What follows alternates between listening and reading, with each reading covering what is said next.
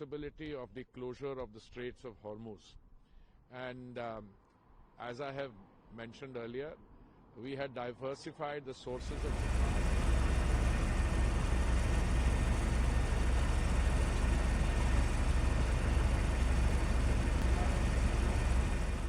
The escalation of tensions in the Middle East was not entirely unexpected.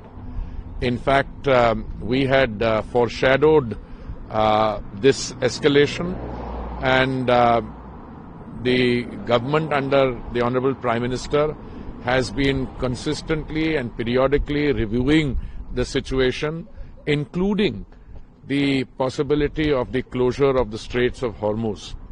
And as I have mentioned earlier, we had diversified the sources of supply, and out of the 5.5 million barrels of crude oil that India consumes daily, about 1.5 and 2 million only come through the Straits of Hormuz.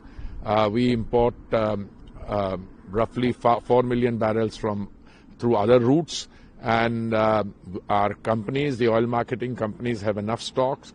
Most of them have stocks up to 3 weeks. One of them has, in fact, 25 days stocks. And we are also confident that we can increase the supply of crude through other routes should the situation so warrant. We are in touch with all possible actors in this, the supply routes, etc. And I believe that there is no cause for any alarm on this score.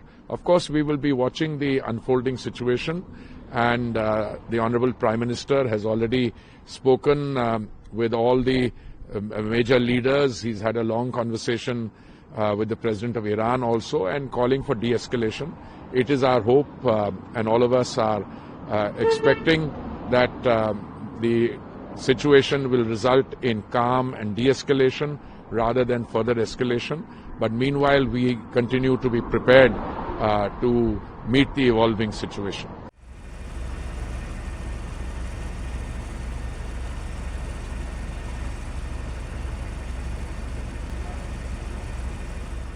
देखिए, वो जो root है वो काफ़ी crucial है south Asia के लिए और यूरोप में पहुंचने के लिए। दूसरा, जो मिड ईस्ट में कोई भी जब भी कुछ भी एक्शन होता है तो उसका डायरेक्ट कॉन्सिक्वेंस आपको क्रूड ऑयल के ऊपर देखने को मिल रहा है। पिछले दिनों में अगर 1 महीना पहले देखे तो क्रूड ऑयल में काफ़ी बड़ी गिरावट आ गई थी कि एक सप्लाई गलत था, लेकिन अचानक जो है वो सप्लाई जो है वो थोड़ा सा चोक होती हुई दिख रही, क्योंकि वो जो अगर जो शिप का जो वो वे है, वो जो रास्ता है, अगर वो बंद हो जाता है कुछ समय के लिए तो एक सप्लाई के ऊपर में थोड़ा सा एक दिक्कत होगी। तो उसलिए साउथ एशिया जो है उसको प्रॉब्लम हो सकती है, और इसी के कारण क्रूड ऑयल में एक फ्लेयर हमने देखा है और थोड़ा सा तेज हुआ है, क्योंकि मैक्सिमम जो क्रूड ऑयल प्रोडक्शन है वो मिड ईस्ट एशिया से आ रहा है। तो ये एक डायरेक्ट कॉन्सिक्वेंस है क्रूड ऑयल के ऊपर में, और इसलिए क्रूड ऑयल तेज हो रहा है। मुझे लगता है कि कोई भी फर्क नहीं पड़ने वाला है, क्योंकि हमारा जो मेन जो अभी इंपोर्ट हो रहा है पिछले कुछ समय से, रशिया से काफ़ी सारा आ रहा था, सऊदी अरेबिया से आ रहा है, कुवैत से आ रहा है, यूएस से आ रहा है, और भी काफ़ी सोर्सेज है जहाँ से आ रहा है। ईरान से सप्लाई बहुत कम था, क्योंकि ईरान के ऊपर में 2018 में यूएस ने कुछ ट्रेड बैन लगा दिया था, जिसके कारण उसकी ऑयल सप्लाई बंद के बराबर थी। कुछ सप्लाई चाइना में जा रही है, थोड़ा बहुत इंडिया में आ रहा है, तो हमारा ईरान से जो सप्लाई है वो बहुत कम है, मिनिमल है। तो हमें कोई ज़्यादा फर्क नहीं पड़ने वाला। अगर वो रूट बंद भी हो जाता है, जो स्टेट ऑफ हॉर्मुज की आप बात करें, अगर वो रूट बंद भी हो जाता है तो हमें कोई फर्क नहीं पड़ने वाला है। वो फर्क ईरान को ही पड़ेगा, क्योंकि उसकी जो इकोनॉमी है वो स्टेट ऑफ हॉर्मुज के ऊपर डिपेंड करती है। ईरान की खुद की माली हालत खराब है, और उसको अगर वो बंद हो जाता है तो उसको और भी ज़्यादा तकलीफ होगी। तो वो भी चाहेगा कि जल्द से जल्द ये जो वॉर की जो सिचुएशन है वो खत्म हो, और मुझे लगता है कि अगले 2-3 दिन में आप देखेंगे कि भाई ईरान भी जो है वो नेगोशिएशन टेबल पर आ जाएगा, क्योंकि it has suffered a lot.